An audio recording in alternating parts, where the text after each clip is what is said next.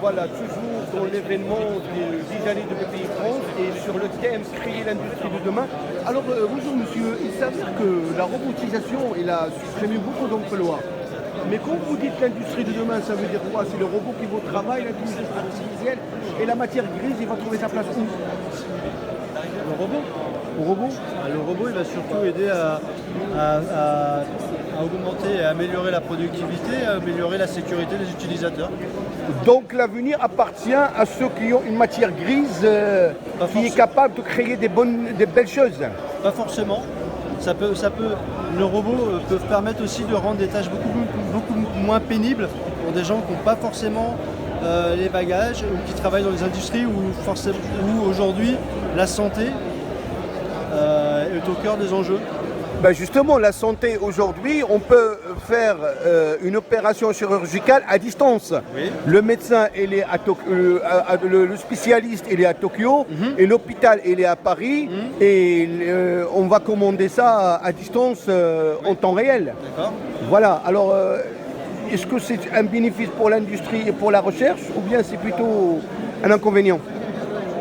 De toute façon, tout ce qui est après, ça dépend si vous êtes pour ou contre la technologie. Non, on est toujours pour la technologie et pour le développement durable aussi. Donc à partir du moment où la technologie permet à l'être humain de se soutenir et d'avoir des tâches moins difficiles, des projets moins lourds, c'est forcément bénéfique. Après, effectivement, on peut y avoir du remplacement de main-d'œuvre par la robotique. Et ça a toujours été, globalement, et ça sera peut-être toujours, mais ça offre aussi des emplois beaucoup plus qualifiés et ça permet aussi à des gens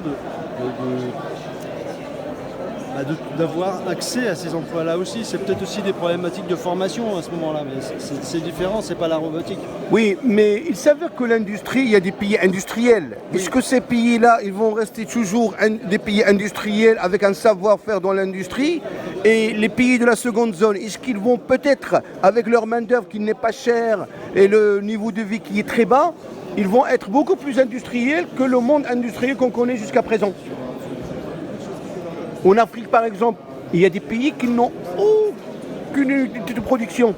Et vu que la main-d'œuvre en Afrique est moins chère, il se peut qu'il y a des zones rurales qui vont devenir des zones industrielles de haute technologie. Peut-être. Tant mieux. Et tant mieux si c'est le cas.